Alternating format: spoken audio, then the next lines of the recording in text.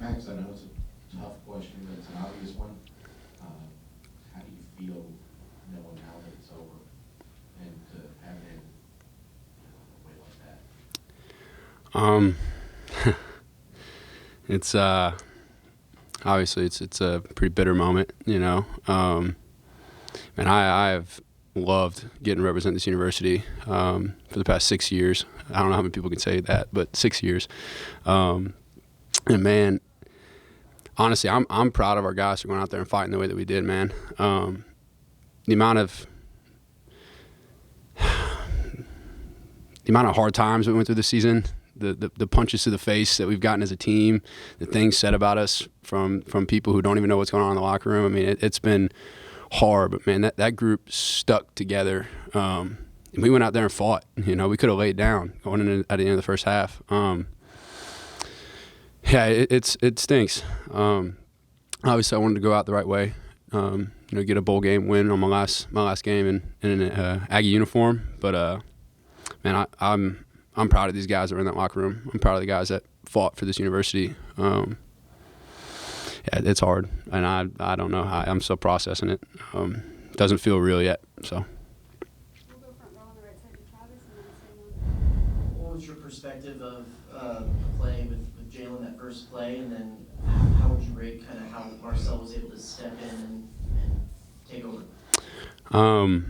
So I was running a boot over, like a 10-yard over on that play, and was watching Jaylen the entire time, and saw him as soon as he went down and rolled over. His arm obviously didn't look the best, but I mean, man, that guy's a fighter, and he was heartbroken whenever he wasn't able to come back in. But man, my guy stepped up, you know, stepped up to the plate. I mean, no one expects to go through. How many quarterbacks have we gone through this season? It's 4. Yeah. I mean, to be the 4th guy or 5th guy, I guess is the right way to put it. But to go out there and not just, you know, be out there, but competing, getting us back into a game, coming in and leading what could have been a second half game-winning or game-tying drive to push it to overtime. I mean, that's just a representation of Marcel's character and you know, the readiness that he always has going into every single week. That kid's a fighter, and you know, we had to calm him a little bit. You know, that first ball they threw was pretty funny. He started laughing. He ran over to me. I was like, "Hey," I was like, "It's fine. It's just, I don't know what that was, but let's go to the next one." And man, he threw some great balls, and he fought hard and he played hard. I'm super proud of that kid. Is there a point in the game that you felt like he really kind of settled in with something particular that happened or a conversation or anything? Absolutely. I think after that first drive, whenever we went in, I think he kind of came to the sideline, and it was 2 or 3 dudes just kind of went to him and they're like, "Hey, you Marcel's a great quarterback. Let's just put that out there just to say that first things first. He's a great quarterback, you know, even if he wasn't our starting guy, I'd still say that about him. But it was probably middle of the second quarter, whenever he really settled in, whenever we had some drives that were really getting in close in the end zone. He was making really smart decisions, good reads, standing back there with a little bit of poise, even with, you know, bullets flying at him. I mean, the way he came out in the second half and helped us put points on the board in the way that he did, I think when I saw him do that, I was like, all right, hey, he's locked in. Marcel is a guy who earlier in the year was on scout team for us, and we got to watch him dice up sometimes the scout team, so we knew that he's capable.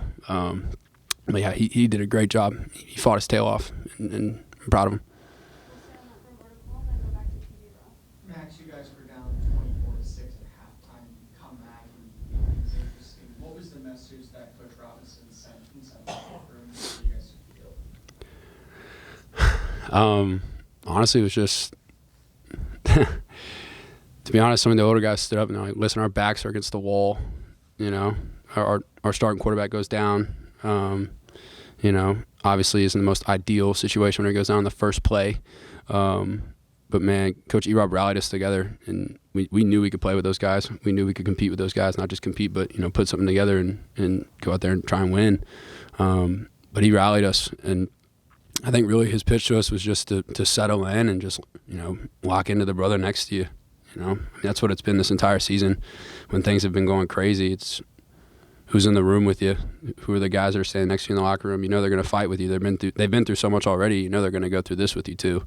But man, I think coming out in the second half, we kind of had a like, what do we have to lose mentality, go out there, let everything hang out, put it all on the line. And I think we did that. So. Before the bowl game, you talked about the importance of playing in this game. Coach Robinson, you didn't want to talk about the guys who weren't here or the guys who were here. Based on the guys who are here and are returning, what should A&M fans expect going into next season, Coach? Man, I think through all the stuff that's been going on, and for them to stick around, they got loyalty. They got some character to stick around and see things through. In a world where it's pretty easy to jump ship and go into the portal and see how much you can get from an NIL deal from another school, to see it out and see it through and to stick it out for the guys in that locker room, I think it's a testament to the character that's in that locker room, in that group. Man, those guys are rock stars. And what I said about the NIL, that's not a jab at any of my teammates who did transfer and did do any of that. That is not a jab at them. I just want to clarify that, please.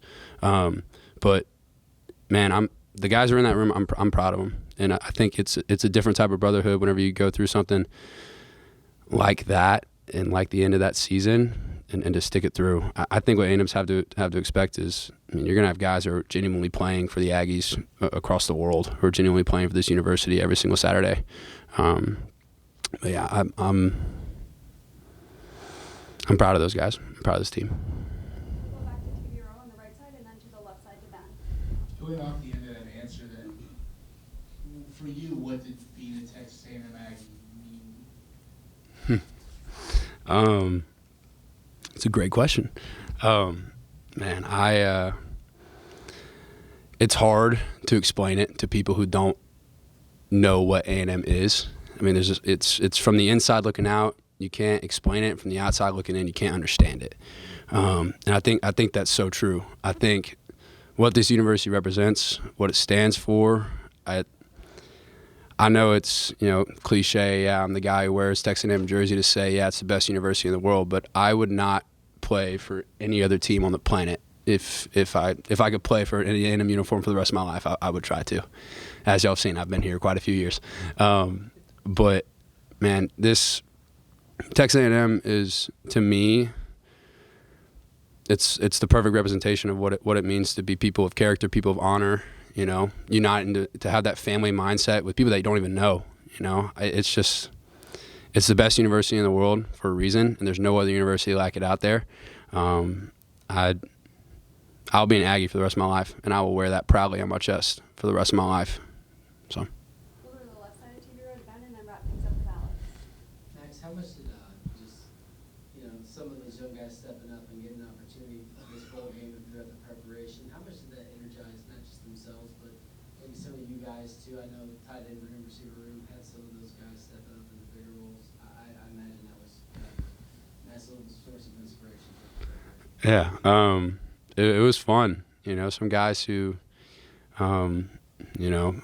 Marcel, prime example. He's a guy who was a 4 or 5, was on the scout team at the beginning of the year, and then after the first play is put in to play in the Texas Bowl.